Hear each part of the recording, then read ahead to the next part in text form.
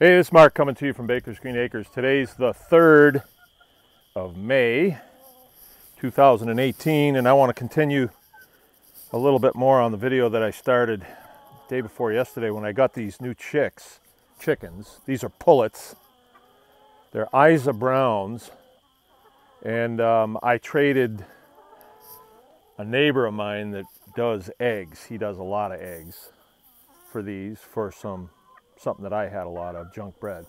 And it was a good video, and I got a lot of response on it, and I think that it's a good place to start. I referred to the chickens as gateway animals because it's not super intense to get started with them, and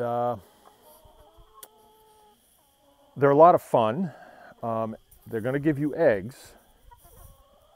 But there are some things to know to make it work as a homestead viable process. Homestead viable process.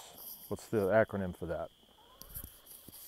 Okay, and I thought that I would show you what I'm doing right here and now. I've got my loader there, and my composting area is way over there. And I've been turning my compost, but I had some that was finished up. It's not going to go any further, and I just put a whole bunch of biochar in it. So this is the pen where I keep them most of the time. And what you're seeing here is a bunch of bedding, because the way I insulate this little house, this is where they lay and where they go in at night, and there's 4 perches in there, so it'll hold 10 per perch at least. And so that's where they go in at night, and it keeps them safe, makes them feel secure. It's kind of small for as many as we have now. We have probably 50 something. So some of them wind up having to double up, I'm sure. But what I do is I put a fence up close to this house, about 2 feet out, and then I put straw in there in the wintertime, and then that little A-frame that's sitting on the ground there provides a little tunnel for them to get in and out, and it insulates it from the cold wind. The south side of this would be facing the southwest, and that's where the wind comes all the time. So if you have dead airspace in there, that's pretty cool, pretty nice for chickens. They're well feathered and they stay quite warm. Their body temperatures will fluctuate to keep them warm anyway. But now normally they're going to lay a whole lot less eggs in the wintertime than they do in the summertime. Like today, Frankenstein came up with his eggs and he announced that he got 56 eggs. 56. So there's got to be at least that many chickens in here. Could there be? I got 20, maybe he's off. There's only 40 chickens in here. Well, maybe there was some left over from the other day. Who knows? But what I'm doing right now, at another video, I'm going to talk about preserving your eggs, because believe it or not, there is a way to preserve your eggs. Like in the summer, you get this flush of eggs, and then by late fall, they're really tapering off. And let's say you're keeping 50 chickens at your house. In the wintertime, you're still feeding them, and they might not be giving you the eggs that you need. So you have to learn how to go with their laying schedule, and then learn how to preserve your overages so you have them later on. And I'm going to talk about that in another video, but that takes a little bit of time. And that there is a technique that I picked up from another Homestead kitchen video that somebody sent me. It's really neat. But right now, what I want to talk about is, what are these chickens going to give us in return for what we're giving them? Now, if we're going to grow our own eggs, I hope they're eggs that are better than the store eggs, because at the store they're really super cheap. I would hope that they're better. They are better.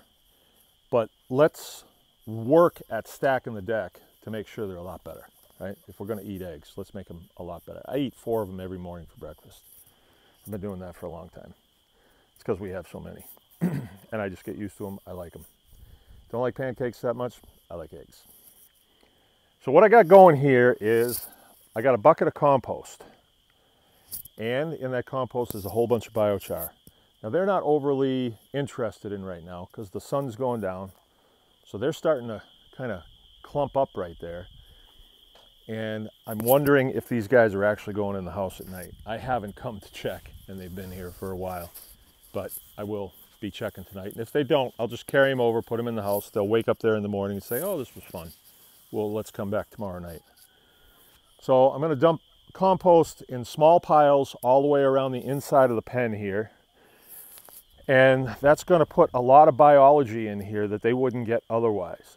And then throughout the summer, when we mow the lawn, I'll put that in here. When we collect up all the eggshells from in the house, Jill puts them all in this one thing, and then we'll crunch them all up and we'll put them in here. It's calcium, and they need it to make more eggs. And why not? Because we don't use the eggs. We don't use the egg shells. Did I say lawn clippings? We'll put that in here. Then in the fall, when we rake leaves, we'll put that in here too. The chickens are sort of like pigs with wings. They'll break down a lot of stuff. If we take a close look at the inside of this pen, you'll see that they work it a lot. And I have put so much wood chips in here.